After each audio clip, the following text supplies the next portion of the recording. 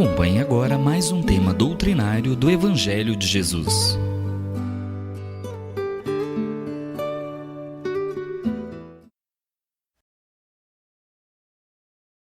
Todos que nos acompanham nesse instante, nós estamos no 4º capítulo do Evangelho segundo o Espiritismo de Allan Kardec. Ninguém pode ver o reino de Deus se não nascer novamente. Palavras de Jesus Cristo. Comemora-se, nesta época, a Páscoa. Para os judeus, a Páscoa tem uma grande significação. Há 3.500 anos atrás, quando o povo hebreu sai do Egito, onde permaneceu durante tantos anos, durante período de escravidão, sai do Egito conduzido por Moisés, em situação aflitiva para recomeçar vida nova na terra prometida, quando o povo de Moisés, sentindo-se fortalecido com a possibilidade de, pela primeira vez, depois de tantos séculos, ter em mãos a liberdade do ser, eles comemoram o chamado Pessa, Páscoa, como nós entendemos, que significa a passagem da libertação. Para os cristãos, a Páscoa tem outra significação. Para que pudesse se comemorar a excelência, o retorno de Jesus após o 3º dia de sua desencarnação, celebra-se uma grande festividade promovida pela Igreja dogmática, pela Igreja católica, apostólica romana, que é a chamada Páscoa cristã, o 3º dia em que Jesus Cristo, depois de desencarnado, volta a aparecer. Estas considerações nos levam, nesta manhã abençoada. Eu acho que nós estamos fora do ar aqui, hein, gente? Oh, meu Deus do céu. Alguma coisa pode seguir, tá tudo certo. Mas não está aparecendo nada aqui. Agora sim, eu peço desculpas aos companheiros que estão nos acompanhando, mas é que, feitos da era tecnológica, sumiu a imagem e eu me senti aqui no vazio, mas estou novamente amparado. Bom, vamos então prosseguindo o nosso evangelho da manhã de hoje, que, como nós já dissemos, ele focaliza este momento que, para os cristãos, é a Páscoa, para os judeus é o Pessa. Para os judeus significa a passagem do Egito, onde o povo judeu era escravo, há 3.500 anos atrás, a comemoração da libertação. Para os católicos apostólicos romanos, a Páscoa tem outra significação, como nós dissemos. A Páscoa significa, como todos sabem, a comemoração, a celebração da aparição de Jesus, quando, após a sua desencarnação, no 3º dia, ele surge materializado. Jesus Cristo, Espírito puro e perfeito, como nós o conhecemos a partir do Livro dos Espíritos de Allan Kardec, Jesus Cristo, ele, conhecedor da manipulação dos fluidos, ele vai se materializar com a intenção de levar aos seus discípulos, de levar a humanidade daquela época e transcender o seu conhecimento, que atravessa o espaço e os tempos, chegando até nós, cuja mensagem, em essência, é a seguinte: a morte não existe. A morte do corpo físico não significa a morte do espírito. O espírito vive a vida eterna. E Jesus Cristo, naquela célebre passagem diante de Tomé, Tomé, descrente da aparição de Jesus Cristo, acreditava que o Jesus que se apresentava junto aos apóstolos não se tratava do mesmo Jesus. Tomé estava descrente quando Jesus aproxima-se dele, mostrando-lhe os punhos chagados pelos ferimentos causados pela crucificação no madeiro infame. Ele causa consternação a Tomé, que olha, vê aqueles ferimentos, ainda apresentando aparência viva, pois Jesus Cristo os materializou no corpo fluídico que se apresentava naquele instante, para a comprovação da vida eterna. Tomé olha e diz: agora eu vejo, és tu, Jesus, eu vejo e acredito. E Jesus Cristo, dirigindo-se a todos nós, ele vai dizer a Tomé: abençoado tu, Tomé, que vê e acredita, mas mais abençoados são aqueles que não veem e acreditam. Nós enxergamos Jesus por intermédio do seu evangelho salvador, que está aberto na manhã de hoje. No 4º capítulo, ninguém pode ver o reino de Deus se não nascer novamente. Confronta-se a ideia da ressurreição com a reencarnação, que é um ponto muito importante, é referência da catedral espírita, por assim dizer, do conhecimento espírita, pois a reencarnação explica todos os males, todas as dificuldades, todos os sofrimentos, todas as doenças, todos os percalços pelo qual nós atravessamos. Nós não temos uma vida só. Costuma-se dizer, muitas pessoas dizem, a vida é uma só. A vida não é uma só. A vida é uma só se nós olhamos para o Espírito, que tem a vida eterna. Agora, a vida no corpo é efêmera, é passageira. Nós temos no corpo físico um determinado tempo de validade na Terra. Esse tempo de validade corresponde à nossa experiência carnal durante uma encarnação. Temos tantas existências na carne quantas forem necessárias para a nossa evolução. É nesse sentido que eu convido a todos, neste instante, para uma vista de olhos em João, capítulo 3, versículos de 1 a 12. É o próprio Jesus, documentado por João, quem vai nos explicar a reencarnação. Pois a crença da ressurreição é contestada pela ciência. O que é a ressurreição? No dogma da igreja que prega a ressurreição é o retorno da criatura à existência no mesmo corpo físico que lhe foi tomado pela morte. A imagem que se apresenta diante de nós, corpos que já se decompuseram, ressurgem para o julgamento final. Cada alma para ser julgada de acordo com os bons e os maus atos. Para o nosso pensamento, espiritismo é fé raciocinada. Para o nosso pensamento espírita, tal colocação não encontra nenhum respaldo científico em nossas considerações, porque o corpo decomposto não pode retornar à sua forma primeira. Ele já se perdeu na natureza. Criaturas que perderam os corpos por morte natural, que perderam a vida por acidente, cujo corpo se fragmentou em guerras, acidentes aéreos, ferroviários. O corpo se perde, o espírito vivifica. No Espiritismo, com Allan Kardec, a reencarnação explica o mecanismo das existências. A cada existência, nós vamos evoluindo, vamos aprendendo, vamos resgatando erros do passado e adquirindo créditos para o presente. Somos herdeiros de nós mesmos.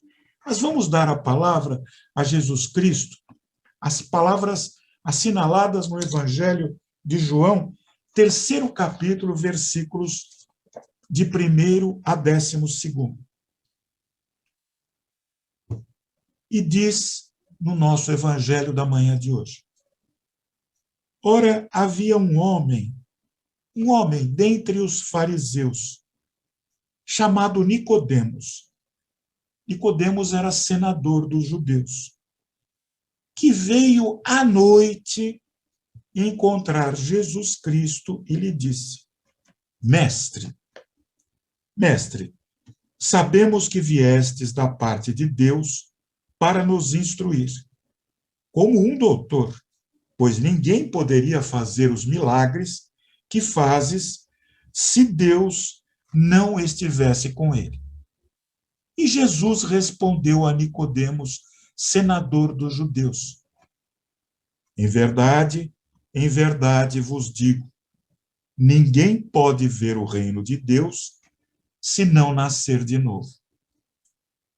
Nicodemos perguntou a Jesus: Jesus, como pode nascer um homem que já está velho? Pode entrar ele no ventre de sua mãe para nascer uma segunda vez? Jesus respondeu: em verdade vos digo, se um homem não renascer da água e do Espírito, não pode entrar no reino de Deus. O que nasceu da carne é carne. O que nasceu do Espírito é Espírito. Não vos espanteis se vos digo que é preciso que nasçais de novo. O Espírito sopra para onde quer e escutais sua voz, mas não sabeis de onde ele vem, nem para onde ele vai. Ocorre o mesmo com todo homem que é nascido do Espírito. Nicodemos voltou a perguntar: Jesus, como isso pode acontecer? E Jesus lhe respondeu: sois mestre em Israel e ignorais essas coisas? Em verdade vos digo que apenas dizemos o que sabemos e que apenas damos testemunho do que vimos, e, entretanto, não recebeis nosso testemunho. Mas, se não acreditais quando vos falo das coisas terrenas, como acreditareis quando vos falar das coisas do céu?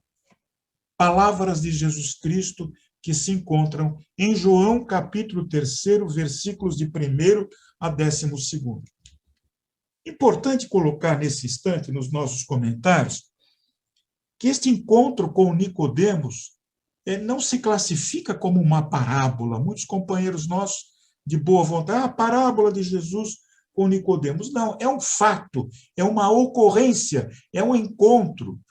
O senador judeu, Nicodemos, fazia parte do Sinédrio, que era como se fosse o Supremo Tribunal dos judeus daquela época, que julgava, só não podia condenar à morte, prerrogativa exclusiva dos romanos que dominavam a Judéia, que era uma colônia, que era uma possessão do Império Romano.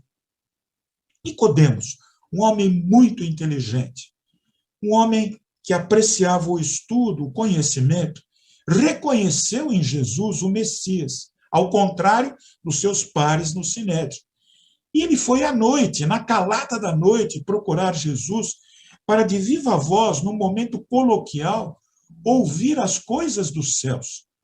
Na Cabala, assinala-se nesse instante, conforme se destaca no nosso evangelho da manhã de hoje, na Cabala, que é uma seita judaica, acreditava-se na reencarnação. Os judeus tinham uma vaga ideia, de modo geral, do destino da alma após a morte.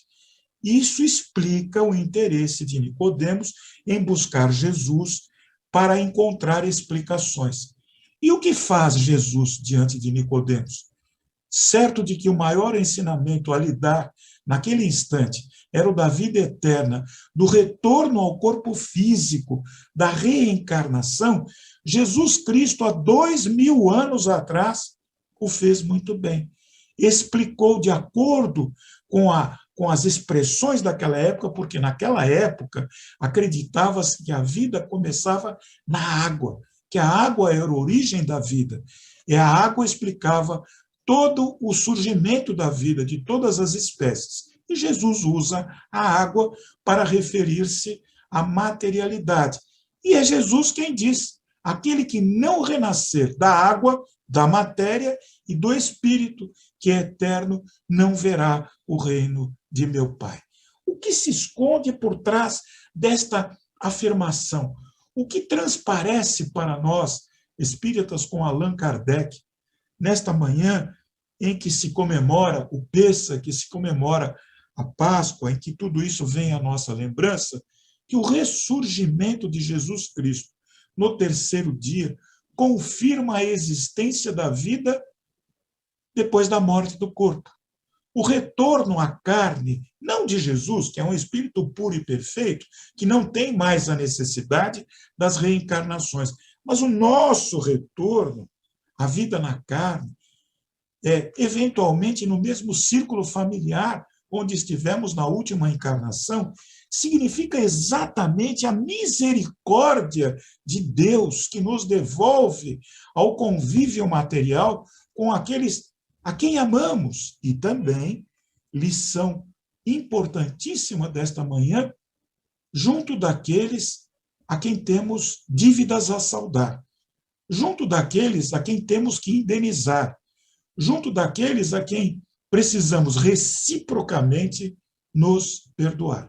Reencarnação é um ponto principal, é uma viga mestra do edifício que conhecemos como doutrina espírita, espiritismo com Allan Kardec.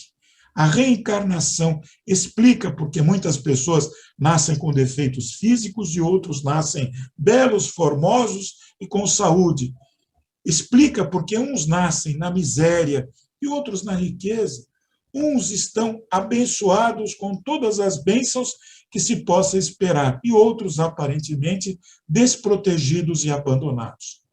As situações que enfrentamos ao retornar à Terra, mundo de expiação e provas, são aquelas que nós mesmos plantamos em nossas existências, porque nós mesmos somos os herdeiros de nossos pensamentos, de nossas palavras e de nossas ações. Se pensamos bem, se falamos bem, se agimos no bem, seremos herdeiros de coisas boas, herdeiros do bem. Se vacilamos no pensamento maligno, perverso, em prejuízo daqueles que nos rodeiam, se falamos o mal, se usamos a palavra em proveito próprio, como fazem muitos dos que estão neste mundo no momento presente, na política, em outras ciências, em outras categorias que se coloca a humanidade, se aproveitam mal a palavra em proveito próprio, se usam de ações que se contextualizam no mal, no egoísmo, em proveito próprio, a herança destas criaturas será maligna, porque prevalece acima de todos nós a lei de ação e reação.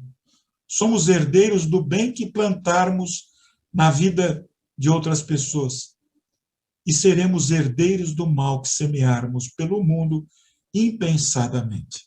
Que nesta manhã abençoada, em que as palavras de João, no capítulo 3, versículos de 1º a 12º, que falam com grande clareza sobre a reencarnação, possam nos consolar, possam acalmar o Espírito eterno que habita o corpo físico onde nós nos encontramos, porque somos espíritos eternos tendo uma experiência carnal, no corpo de carne, que é provisório, que é efêmero, que tem data de validade, que será devolvido à terra, como diz no Antigo Testamento. És pó e ao pó retornarás. O corpo é pó.